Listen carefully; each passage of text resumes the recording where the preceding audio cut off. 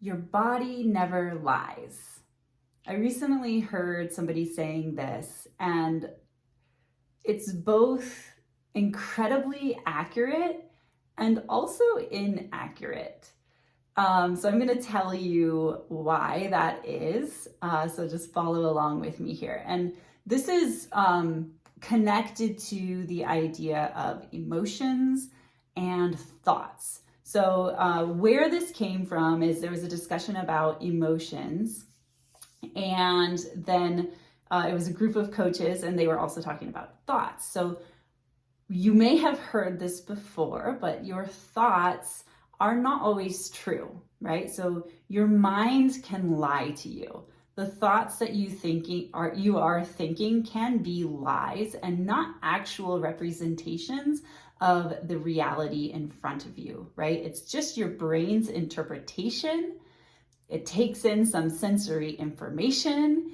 It runs it through some processing based on past experiences, often childhood experiences, whether they felt safe or unsafe, and then it spits out some thoughts to you about the meaning of that circumstance.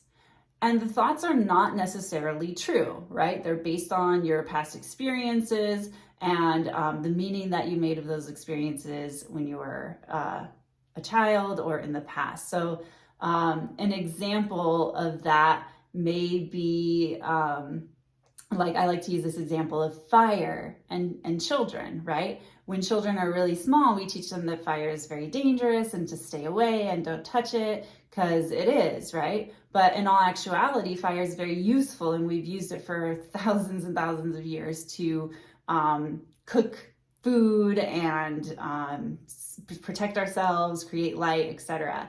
So eventually, as a child gets older, they start to understand that fire is dangerous, but it's actually not to be too scared of because it's also very useful.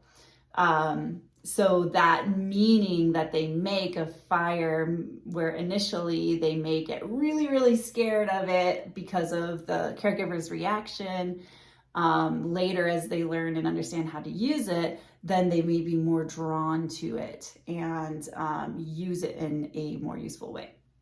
So that's just one example of how how a circumstance of fire can, and your reaction to it and the thoughts that you have about it can change depending on the meaning that you make of it, which changes depending on the experiences that you have with that thing. So what I want to share today is not about fire, but about the body never lies. And this is in contrast to your mind and thoughts, which can lie to you. Your thoughts are not always true.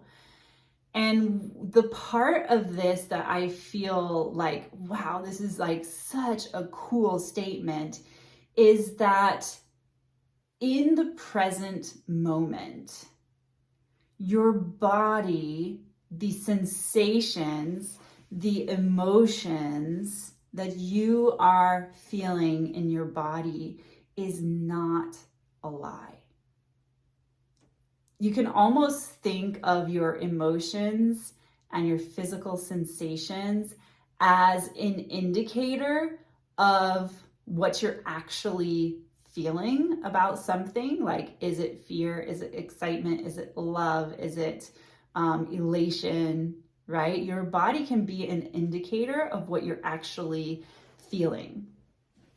And so in that sense, whatever you are experiencing in your body is never going to be a lie about the meaning that you're making of a particular circumstance, if that makes sense.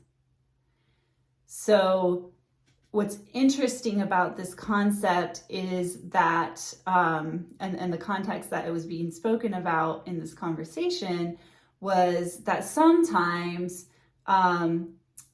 something may hurt our feelings, and maybe we feel sad, but as children, we were told not to feel sad, or it's okay, it's not that bad.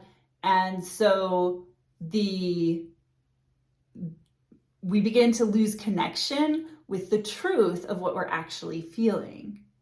But when we have those physical sensations of sadness, or you have actual tears in your eyes, or your eyes start to well up with tears, like that is a true expression of the experience you are having and the meaning that you are making of a particular circumstance in that moment.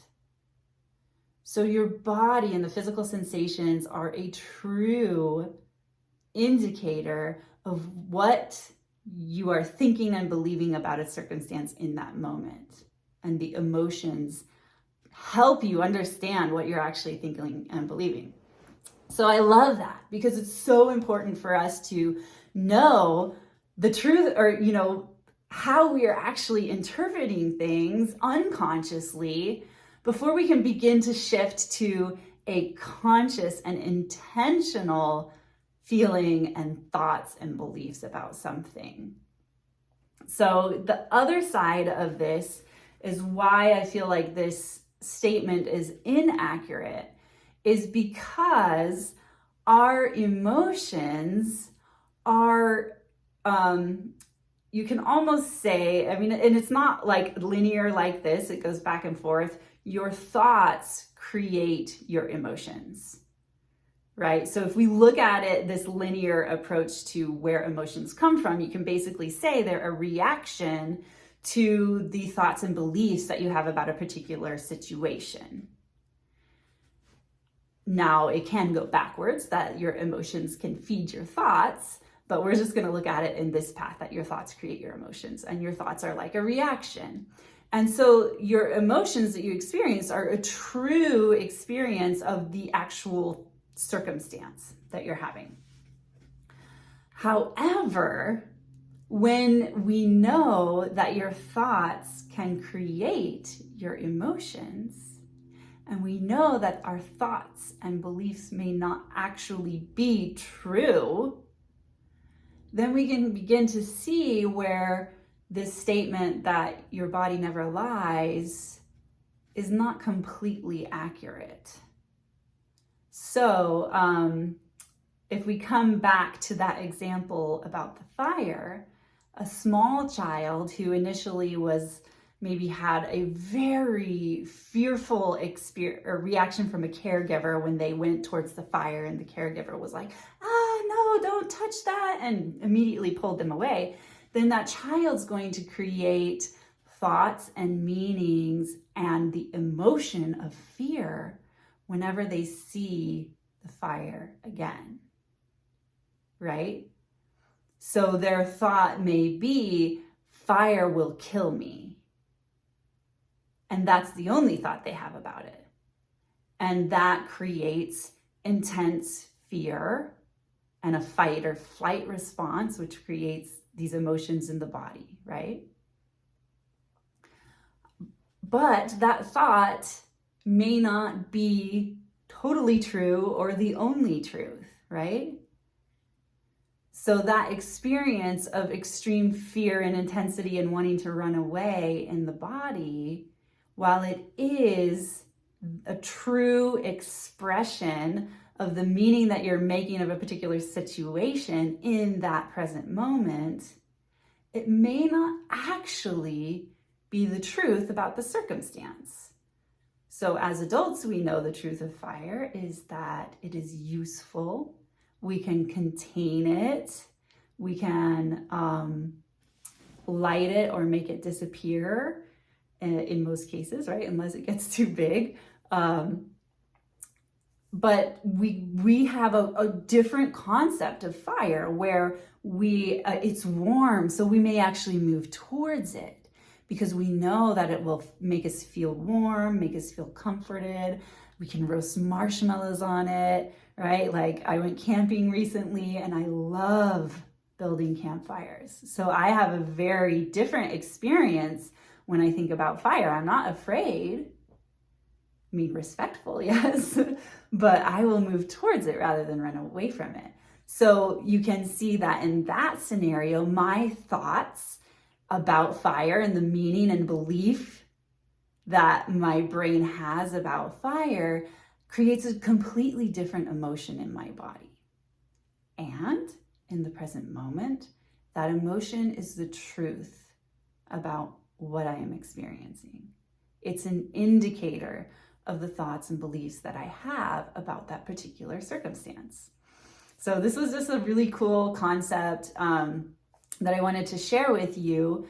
And it just points to the power of understanding our thoughts and beliefs about things and how that totally can change the experience, the emotional experience of that particular circumstance.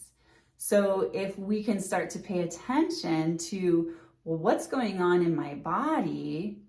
What am I actually believing about this thing? If it's something that may create fear, like writing a post or reaching out to a potential client, you can begin to understand, well, why am I afraid? Because this is actually a good thing. This is a step that I can take to create what I desire and create support and incredible transformation for another human being. Like, that's a great thing. Why are we afraid of that?